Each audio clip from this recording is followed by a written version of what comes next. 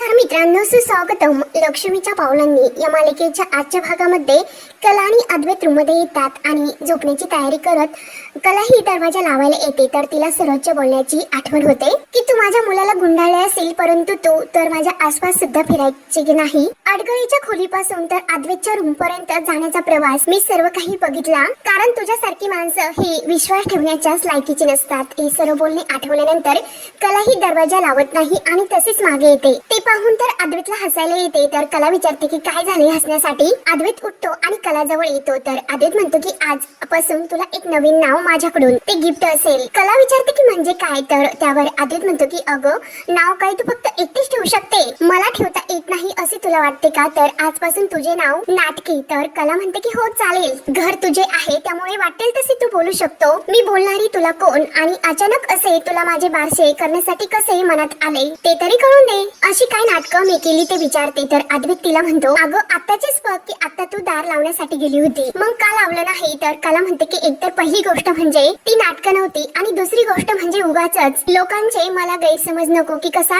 गरीब बिचारा अद्वैत माझ्या तावडीत सापडला. त्यावर लगेच अद्वैत म्हणतो की पहिली गोष्ट म्हणजे मी गरीब नाही आणि त्यावरून दुसरी गोष्ट म्हणजे बिचारा तर अजिबात नाही. त्यावर कला म्हणते की अरे चांदेकर, यावर तर आपले एकमत झाले, पण का तू येथे नसताना काही लोकांना तर तू गरीब आणि बिचाराच वाटतो. गरीब बिचारा नायक आणि मी लबाड कारस्थानी करणारी खलनायिका. तुला फक्त हे माझे नाटक वाटते, परंतु खरंच येथे काही लोकांचा गैरसमज होतो. त्यांना असे वाटते की येथे चित्रपट सुरू आहे आणि तू नायक, मी खलनायिका. त्यावरती लगेच अद्वैत म्हणतो की मला माहिती नाही, परंतु मी नायक नक्की असणार. त्यावर लगेच कला म्हणते की आला मोठा आणि मी तू नायक असेल असे नाही म्हणले, लोकांना तसे वाटते. मी तुला मुरळ घालते, तुला मी फसवते असे त्यांना वाटते. तेव्हा अद्वैत म्हणतो की काय तू मला फसवशील, इतका भोळा तर नाही मी. ते ऐकून तर कलाला हसायला येते. तर अद्वैत तिला विचारतो की हसायला काय झाले, काही शंका आहे का. तर कला लगेच म्हणते की अरे मला शंका किंवा कुशंका असेल तुला काय फरक पडतो. त्यावर अद्वैत म्हणतो की ठीक आहे, आणखी नाटक आता नको.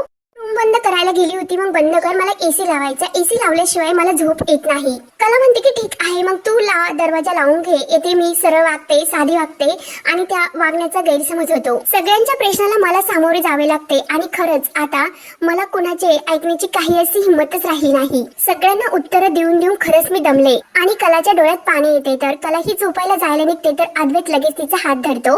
कला मागे वळून पाहते आणि परत अद्वैतच्या हातातून आपला हात काढून घेते आणि झोपायला निघून जाते आणि झोपते. तर अद्वैत तिच्याकडेच पाहत असतो आणि विचारात पडतो. त्यानंतर इकडे रजनी ही किचन मध्ये असते. तर सोहम हा खूप चिडलेला असतो, फोनवर बोलत येत असतो, कारण त्याचे मित्र त्याला ट्रिपला यायला बोलत असतात. परंतु तो त्या मित्रांना म्हणतो की माझ्या येण्या आणि जाण्याने काही फरक नाही, तुम्हाला जायचे असेल तुम्ही जाऊ शकता, मला नाही यायचे. तर रजनी ते सर्व पाहून विचार करते की सोहमची इतकी चिडचिड का होत असेल, नक्की याचे काय बिनसले, हा तर असा कधीच वागत नाही. तेव्हा रजनी लगेच सोहमला आवाज देते. तर सोहम जोराने म्हणतो की काय आहे. तर रजनी म्हणते की अरे तुझ्या बाबांसाठी मी जरा हळदीचे दूध केले, मग तुला सुद्धा देऊ का. तर सोहम रागानेच काही नको असे म्हणतो आणि रूम मध्ये निघून जातो. तर रजनी विचार करते की याला आता जर मी काही विचारले तर तो आणखीन रागावेल, त्यामुळे आता काही याला बोलायलाच नको, जरा शांत झाल्यावर मगच बघू. त्यानंतर इकडे अद्वैत विचार करतो की नेमकं कलाला काय झाले असेल. आता तर मिलीला काहीच बोललो नाही, जे बोललो ते नेहमी साधे आणि सरळच होते, मग नेमकं हिला काय झाले असेल. या आते आगाऊला नेमकं हल्ली काय झाले तेच कळत नाही. एकतर अंगावरच येते आणि नाहीतर डोळ्यातून पाणी काढते, एकतर हे टोक नाहीतर ते टोक. पण आता तिच्या डोळ्यामध्ये पाणी का होते आणि आता ती खरंच रडत होती. म्हणून अद्वैत विचार करून दरवाजा लावून घेतो आणि बेडवर येऊन विचार करतो की ती डिझायनर श्रेया ती तर म्हणत होती खरंच घरात काहीतरी प्रॉब्लेम आहे आणि इकडे या आते आगाऊचे सुद्धा काहीतरी बिनसले. करेक्ट, हे गणित तर अगदी फिट बसते, म्हणजे डिझायनर ही खरेच आहे, हे नक्की असेच असू शकते. पण नेमकं काय झाले असेल असा विचार करत असतो. त्यानंतर इकडे रजनी सुद्धा सोहमचा असे विचार करते की सोहमला नक्की असे काय झाले असेल, तो इतका का भडकलेला असेल. मी त्याची रूम आवरत होते तेव्हा सुद्धा असाच तो माझ्याशी वागला, मुलगा केव्हाही माझ्याशी असे वागलेलं नाही. आणि तेवढ्यात सोहम दरवाजात येतो. सोहम रडत असतो. तेव्हा रजनी विचारते की अरे सोहम, काही हवं आहे का तुला, तुला भूक लागली का. तेव्हा रडतच सोहम म्हणतो की आई सॉरी. रजनी विचारते की अरे काय झाले. तर सोहम म्हणतो की अगं आई, मी तुझ्यावर चिडलो, तू माझ्यावर ओरडली का नाहीस. तेव्हा रजनी त्याला प्रेमाने जवळ घेते आणि ठीक आहे तू शांत हो, कधी कधी होते असे, गोष्टी आपल्या मनासारख्या घडत नसतात. आभाळ कधी कधी भरून आल्यानंतर सुद्धा मन उदास वाटते आणि तू तर कलाकार आहेस, म्हणून संवेदनशीलता, हळवेपणा हा तुझ्या स्वभावात असणारच. मग मला सांग की तुला काही टेन्शन वगैरे नाही, सर्व काही व्यवस्थित सुरू आहे ना? सोहम तर हो म्हणतो. तर रजनी विचार की तो तुझा मित्र कोण केतन, त्याच्याशी तर तू भांडला नाहीस ना? सोहम नाही म्हणतो. तर रजनी म्हणते की अरे कित्येक दिवस झाले तो आपल्या घरी आलेला नाही, तू त्याला घरी बोलाव. आणि तो हॉस्टेलला राहणारा तुझा मित्र वरुण तो काय करतो आता असे विचारते. सोहम म्हणतो की आई सोडले मी त्याला आता.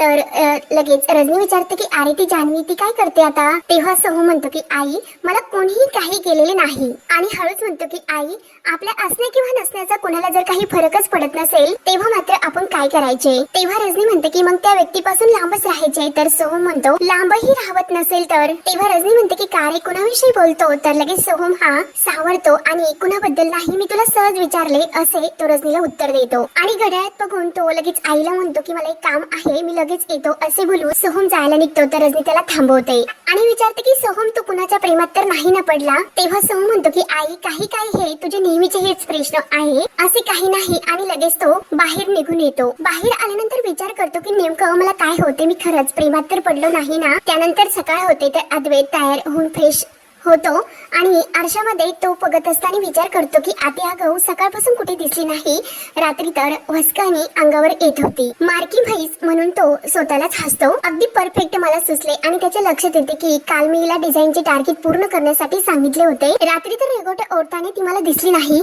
आता कसे पकड? कोणताही मेल आला नाही म्हणून खरे आता ट्रॅप झाली आणि आता हा ट्रॅप मी आवळून आणखीन घट्ट करतो. शब्दात चांदेकर. आणि काय मी स्वतःला चांदेकर का म्हणतो असे मनाशीच म्हणतो. आणि लगेच सानिकाला फोन करतो आणि विचारतो की काय झाले, डिझाईनचे आली की नाही तुमची डिझाईन? तेव्हा सानिका म्हणते की हो सर केव्हाची आलेली आहे, पण श्रेया असे म्हटली की तिला थोडेसे चेंजेस करायचे आहे म्हणून, त्यामुळे तिने जरा होल्ड करण्यासाठी सांगितले. आणि ही माझ्या समोरच आहे. तर आधी विचारतो अजून किती वेळ आहे म्हणून. मग डिझाईन आली होती तर तुम्हाला लगेच अपडेट का केले नाही? तेव्हा सानिका म्हणते की सर मी करणारच होते, पण मी तुम्हाला देणार आणि ती रिजेक्ट होणार आणि परत रिवार्ड, त्यामुळे मी म्हटले. तर आदित्य म्हणतो की ठीक आहे मी ऑफिसलाच येतोय असे बोलून फोन ठेवतो. आणि विचार करतो ही आती आगाऊने डिझाईन पूर्ण कधी केली असेल? काल रात्री मी झोपल्यानंतर हिने काही काम केले असेल का? असे तर मला वाटतच नाही, पण ती डिझायनर नक्की खरेच आहे ना? असे अनेक प्रश्न त्याच्या मनात येत असतात. तेवढ्यात अंजू येते आणि अंजू ही अद्वैतला म्हणते की अद्वैत साहेब खाली सर्वजण तुमची नाश्ता करण्यासाठी वाट बघतात, आजोबांनी तुम्हाला बोलवण्यासाठी सांगितले. तेव्हा अद्वैत म्हणतो की ठीक आहे तू हो पुढे. तर अंजू बाहेर जाते. तेव्हा कला सर्वांना वाढत असते. तर अद्वैत येऊन बसतो. तेव्हा रजनी म्हणते की अगं कला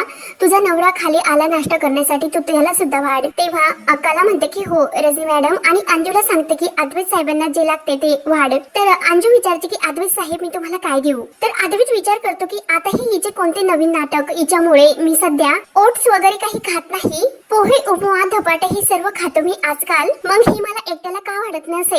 तर अंजू विचारत असते की अद्वैत साहेब मी तुम्हाला काय देऊ? तर लगेच अद्वैत म्हणतो की एक सेकंद. अंजू आणि कलाला म्हणतो की तुम्हाला ब्रेकफास्ट का देत नाही? तेव्हा कला म्हणते की एरवी अंजू सुद्धा सर्वांना ब्रेकफास्ट वाढत असते. तेव्हा अद्वैत म्हणतो की अंजू देते ती गोष्ट वेगळी, पण आता ती वाढते का? आता तर तू सर्वांना वाढते, मग सगळ्यांना वाढते, मला का वाढत नाही? हो की नाही अंजू? तर अंजू हो बोलते. तर आबांना गालातल्या गालात हसू येते. सरोज मात्र हे सर्व पाहतच असते. तेव्हा कला म्हणते की अरे आपण नाश्ता करण्यासाठी बसतो तेव्हा कोणी वाढले हे महत्वाचे नसते, आपल्याला नाश्ता मिळाल्याशी घेणे देणे आहे, हो की नाही अंजू? अंजू सुद्धा हो बोलते. तर अद्वैत तिला म्हणतो की तू का हो हो करतेस? आता तर तू ब्रेकफास्ट वाढत नाही ना? तर अंजू नाही म्हणते. तर अद्वैत रागाने परत कलाला म्हणतो की तुम्हाला ब्रेकफास्ट का वाढत नाही? तेव्हा कला म्हणते की आजच नाही आजपासून तुला कायम अंजूच ब्रेकफास्ट वाढेल. तर अद्वैत तिला म्हणतो की याला काय अर्थ, प्रत्येक वेळेस मी तुझाच हट्ट पूर्ण करायचा का? तेव्हा कला वाटते की जे वाटते तेच खरे राहते असे तुला वाटते, समोरचा याने काय विचार करतो याला तुला काय फरक पडतो? रजनीला सुद्धा हसू येत असते. तेव्हा अद्वैत रागाने अंजूला आवाज देतो. तेव्हा कला म्हणते की अंजू त्याच्या समोर त्याचा नाश्ता ठेव. तेव्हा अद्वैत म्हणतो की एक सेकंद, अगोदर मी अंजूला बोलावले होते, मग अगोदर तिच्याशी मी बोलणार. आणि अंजूला म्हणतो हे ब्रेकफास्ट मला नकोय, हे घेऊन जा. लगेच कला म्हणते की अगं का उचलतेस, आता इथून पुढे तूच त्याला ब्रेकफास्ट द्यायचा. तेव्हा अंजू पुन्हा ते ताट तिथेच ठेवते. तर अद्वैत म्हणतो की मी नकोय म्हटलं, उचलते. त्यावरती कला म्हणते की अरे तू नाश्ता करण्यासाठी येते आला, मग खा. आणि अंजूला परत तो डिश तेथे ठेवण्यासाठी सांगते. त्यावर अद्वैत म्हणतो की नाही उचल, मी हे खाणार नाही. तर लगेच अद्वैत म्हणतो की मला तर भूक खूपच लागलेली आहे आणि खरेने जर वाटले तरच मी खाईन असे म्हणतो. तर सर्वजण अद्वैतकडेच पाहू लागतात. सरोजला मात्र खूप राग येत असतो. आबा आणि रजनीला तर हसू येते. त्यानंतर इकडे इकडे दिनकर काही हिशोब करत असतो. संगीता विचारते की व्यवस्थित जुळला का हिशेब. तेव्हा दिनकर नाही म्हणतो तर संगीता म्हणते की अरे देवा, उद्या तर बँकेचा हप्ता भरायचा, मग कसे होणार. तर दिनकर म्हणतो की सर्व गणिते जुळून बघितले परंतु पैसे कमीच पडतात. तेव्हा संगीता म्हणते की माझ्याकडे जी काही मोड होती ती सर्व मी तुम्हाला दिली, मग आता काय करायचे. म्हणून संगीताला टेन्शन येते. तर दिनकर म्हणतो की बघूयात की काय होते ते, करू काहीतरी. तर संगीता म्हणते की असे म्हणून कसे चालणार. आणि तेवढे तिच्या लक्षात येते की काजू तर काम करते, मग तिचे काही पैसे असतील. लगेच दिनकरला सांगते. दिनकर म्हणतो की अगं संगे काय बोलतेस, आपल्या मुलीकडे आपण पैसे मागायचेत का, आणि ते पण तिच्या पहिल्या कामाचे. कसे वाटेल तिला ते, तिच्या पहिल्या म्हणजे पैशाला हात लावायला नको. तर संगीता म्हणते की पण काय करणार, वेळच आपल्यावर तशी आली आणि हा सर्व माझाच मूर्खपणा आहे, माझ्यामुळेच ही तुमच्या सर्वांवर वेळ आली. पण काही झाले तरी आता ही वेळ तर आपल्याला संपवावीच लागेल. दिनकर म्हणतो की हो, काहीतरी करावे लागेल आणि ते खरेच आहे. तर संगीता म्हणते की हो काजल खरंच माझी किती गुणाची आहे, अगदी कलाच्या पायावर पाय ठेवून आपली अडचण लक्षात घेऊन आपल्याला मदत करते. तर दिनकरच्या लक्षात येते की हो खरंच काजलने आपल्याला खूप हातभार लावला, पण ती अजून का झोपली असेल इतका वेळ, असे संगीताला विचारतो. उठली का नसेल, तिला तर कामावर जायचे असेल. तेव्हा संगीता म्हणते की हो खरंच ना, माझ्या सुद्धा लक्षात नाही आले तिला उठवायचे. म्हणून संगीता तिला बघण्यासाठी रूमकडे येते. त्यानंतर इकडे कलाही सर्वांना नाश्ता वाढत असताना अद्वैतला म्हणते यापुढे नाश्ता तर काय, जेवण सुद्धा तुला अंजूच वाढेल. तेव्हा रजनी म्हणते की अरे दोघे सुद्धा थांबा, अद्वैत मी वाढते तुला. अद्वैत तर हट्टालाच पेटलेला असतो की मी खाल्ले तर खाईन खरेंच्याच हाताने, म्हणजे खाणार मी माझ्या हाताने. पण मुद्दा आहे रजनी काकी, तू वाढते किंवा अंजू वाढते, पण ही कला मला का वाढत नाही. आणि हे सर्व पाहून सरोज विचार करते की हे सर्व काय सुरू आहे. तर नाही ना, हे सर्व पाहून मनात म्हणते की खरंच कला तर खूपच नाटकी आहे. ब्रेकफास्ट या छोट्याशा गोष्टीवरून इतके का भांडायचे. तेव्हा आबा म्हणतात की अरे तुमचे काय चाललंय. तर लगेच कला सांगायला लागते. तेव्हा लगेच आदेश म्हणतो की नाही, प्रत्येक वेळेस मी तुला नाही बोलून देणार. आणि आबांना म्हणतो की आबा जेव्हा जेव्हा माझी चुकते तेव्हा तेव्हा तुम्ही मला सांगता, मी तर तुमचे ऐकतो. मग आता तुम्हीच बघा आता कुणाची चूक आहे. तर ही सर्वांना वाढते, मला वाढत नाही. तर कला लगेच म्हणते की कोणीतरी नाश्ता दिल्याची मतलब आहे ना. तर लगेच आदित्य तिला म्हणतो की तू माझ्या घरात आल्यापासून सर्व कामं ती स्वतःकडेच घेतली ना, पण ऍक्च्युली मी तुला सांगतो की तू एक नंबरची आळशी आणि कामचुकार आहे. त्यावरती कला म्हणते की काय रे, तुला हे सर्व बोलताना जरा सुद्धा लाज वाटली नाही का. तेव्हा आदित्य म्हणतो की काय आहे ते दिसते ना समोर. तर कला म्हणते की अरे दिवसभर मी येथे काम करते त्याचे काय. तेव्हा आदित्य म्हणतो की दिवसभराचा मुद्दा नाही, आता तू काम करतेस ना, मग काम करत असेल तर हे सुद्धा काम करायलाच हवे. एक नंबरची आळशी आहेस तू. तेव्हा कला रागाने म्हणते की चांदेकर हे बघ, मला खरंच तुझा खूप राग येतो. तर अद्वैत तिला म्हणतो की मग मी तुला घाबरू का. तेव्हा सरोज म्हणते की अरे अद्वैत तुला तर जाण्यासाठी उशीर होतो, मग खा गुपचूप. तरी सुद्धा अद्वैत म्हणतो की नाही, जर मला खरेने वाढले तरच मी खाणार, नाही तर मी नाही खाणार. मी बाहेर जाऊन सुद्धा उपाशी राहीन, जर तिने वाढले तरच मी खाईल, असे स्पष्ट शब्दात म्हणतो. तर सरोजला आणखीन राग येतो. तेव्हा कला ही सरोज जवळ येते आणि हळूच म्हणते की सरोज मॅडम मी माझ्याकडून पूर्ण प्रयत्न करते, पण तुमचाच मुलगा हा ऐकत नाही, मग ते तुम्हीच पाहून घ्या. तेव्हा सरोज लगेच अद्वैतला विचारते की काय रे, का असे वागतोस तू, असे पोरकटपणे वागण्यासाठी लहान आहेस का तू. आणि अंजूला तो डिश पुन्हा अद्वैत समोर ठेवण्यासाठी सांगते. तर सरोज अद्वैतला म्हणते की गुपचूप खायचे, मला कुठलीही कारण नकोत. तर इकडे संगीता काजलच्या रूम मध्ये येते आणि बघा कशी ढाराडूर झोपली.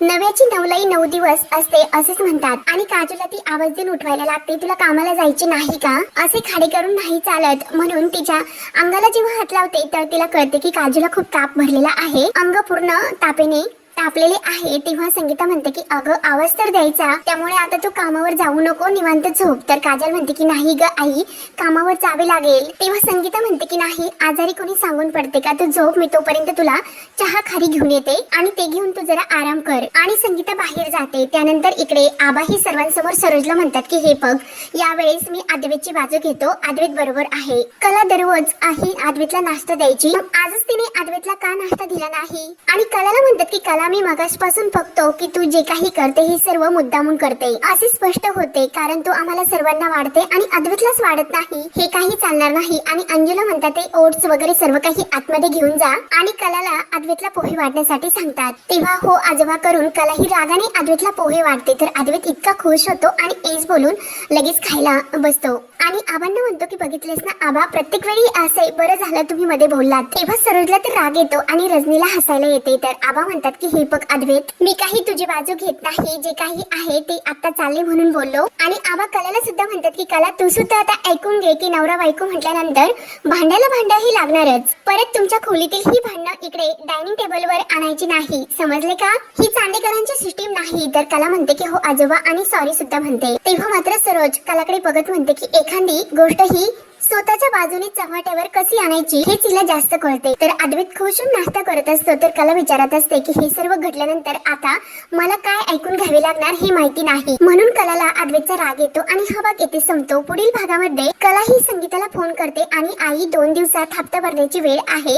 तर संगीता म्हणते की हो ग, ती जुळवाजुळवी चालली पण हप्त्यासाठी काही पैसे पूर्ण होत नाही. तर कला लगेच सानिकाला फोन करते आणि सानिका मला डिझाईनचे काही पैसे मिळतील का असे विचारते. तेव्हा सानिका म्हणते की सरांनी अकाउंटला 4 दिवस सुट्टी दिलेली आहे, मलाच माझे पैसे अजूनपर्यंत मिळाले नाही. मला अद्वैत सरांचा फोन आला होता, तुम्ही मला डिझाईन्स नाही दिली तरी सुद्धा मी सरांना सांगितले की तुम्ही मला डिझाईन्स दिली. तर कला लगेच म्हणते की तुम्हाला समजून घेतल्याबद्दल खूपच थँक्यू. माझ्या वागण्याचा तुला कुठल्याही प्रकारचा त्रास होईल किंवा तू अडचणीत येईल असे मी काही करणार नाही. आणि कला फोन ठेवते तर अद्वैत तिच्या मागे असतो आणि हे सर्व बोलणे ऐकून तो कलाला विचारतो तुझे नेमकं काय चाललंय. तेव्हा कलाला तर काय उत्तर द्यावे ते समजत नाही. तर पुढे आता काय होणार हे पाहण्यासाठी आपल्या चॅनलला नक्की सबस्क्राईब करत राहा. धन्यवाद.